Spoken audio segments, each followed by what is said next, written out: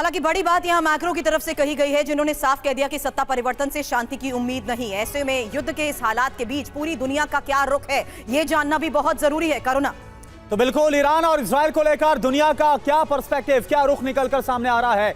Iran Israel जंग पर इसकी हम बात करते हैं। अमेरिका की बात करें तो अमेरिका के विदेश मंत्री मार्को रूबियो क्या बोल रहे हैं? ट्रंप ईरान पर हमले के बारे में सोच रहे हैं और अभी जो मदद दी जा रही है वो था डिफेंस सिस्टम, F-35 लड़ाकू विमान, कई हथियार दे दिए गए हैं इजराइल को। भूमिका क्या है? मिडिल ईस्ट यानी मध्य पूर्व में अमेरिकी सैनिकों की तैनाती में इजाफा किया गया है। जर्मनी की बात करें तो फ्रेडरिक मर्च क्या बोल रहे हैं? इजराइल हम सभी के लिए गंदा काम कर रहा है। मदद कैसे दे रहा है जर्मनी? डॉल्फिन पनडुब्बी के जरिए, सार युद्धपोत के जरिए और कई हथियार दिए गए हैं इजराइल को। भूमिका क्या है? इजराइल को 29% जो हथियार है वो जर्मनी ही देता है, यानी ना सिर्फ अमेरिका बल्कि एक्टिव तरीके से मदद जर्मनी भी कर रहा है। फ्रांस का क्या रुख है यहां पर?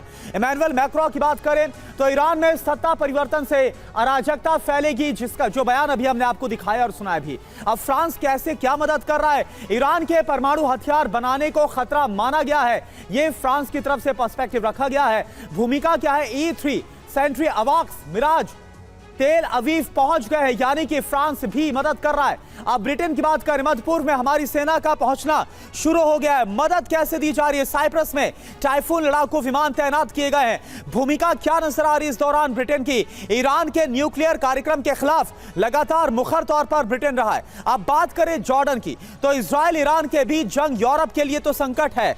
मदद कैसे की जा रही है? जॉर्डन सीमा में दाखिल ईरानी ड्रोन को मार गिराया गया, जिसके अभी कुछ ही देर पहले हमने आपको तस्वीरें भी दिखाई एक्सक्लूसिव। भूमिका क्या नजर आ रही है इस युद्ध में जॉर्डन की? जॉर्डन में यूएस बेस से इजराइल को लगातार मदद दी जा रही है। अगली बड़ी खबर क्या है? सुरभि का रुख करते हैं।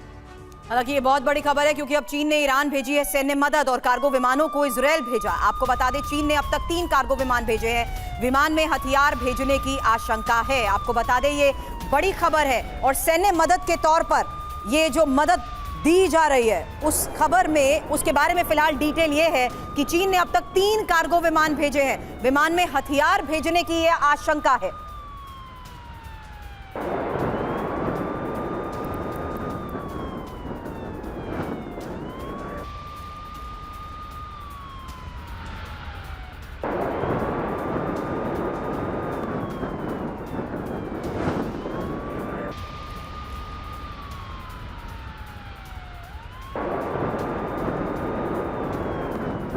की आशंका के बीच ये बहुत बड़ी खबर सामने आ रही है, जहां चीन की तरफ से क्या ये ईरान को भेजी गई सैन्य मदद है?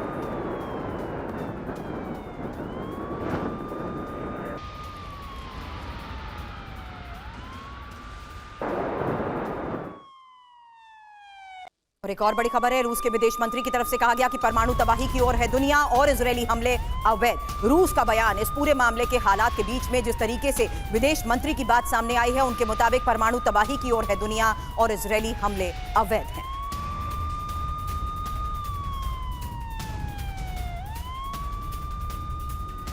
अब इजरायल से टकराव के बीच ईरान को विध्वंसक हथियारों की खेप मिल रही है, जिसके दम पर ही वो इजरायल में भारी तबाही मचा रहा है। 48 घंटे में 2 कार्गो प्लेन चीन से हथियार लेकर तेहरान पहुंचे हैं, जबकि इससे पहले रूस भी हथियार पहुंचाता रहा है। यानी अब रूस चीन से भी अमेरिका का टकराव बढ़ सकता है।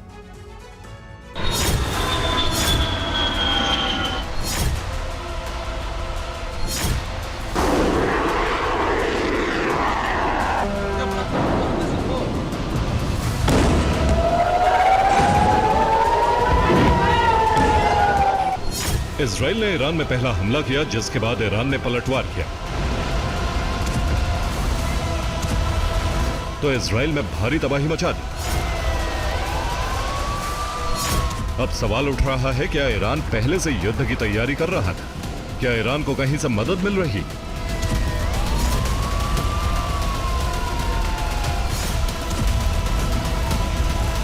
क्योंकि इजराइल को भी अंदाजा नहीं था कि ईरान इतने भीषण हमले कर सकता है। ईरान ने इजराइल में धुआं कर दिया।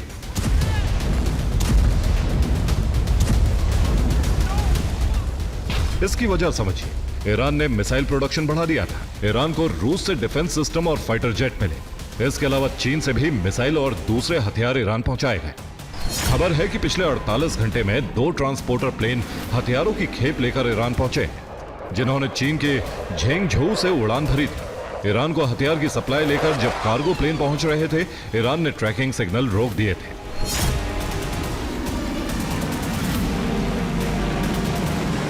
जिससे इजराइल प्लेन को ट्रैक न कर पाए।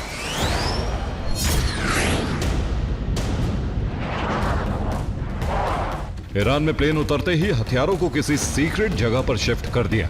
यह ठीक उसी तरह का तरीका था जैसे रूस से आए हथियारों को ईरानी प्रॉक्सी को सप्लाई किया जाता रहा है।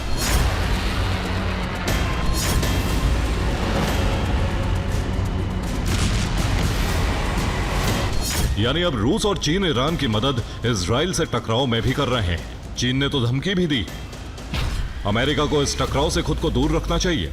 आग को हवा देना या उसमें घी डालने से मौजूदा स्थिति में सुधार नहीं आएगा। किसी को धमकी देकर या फिर दबाव बनाकर मामले को शांत नहीं करवाया जा सकता है। ये और ज्यादा बढ़ जाएगा। चीन ने सीधे तौर पर अमेरिका को कहा है कि वो इसके लिए जिम्मेदार है, क्योंकि ट्रंप लगातार ईरान पर परमाणु करार के लिए दबाव बना रहे थे। इस बीच इजराइल ने ईरान पर हमला कर दिया।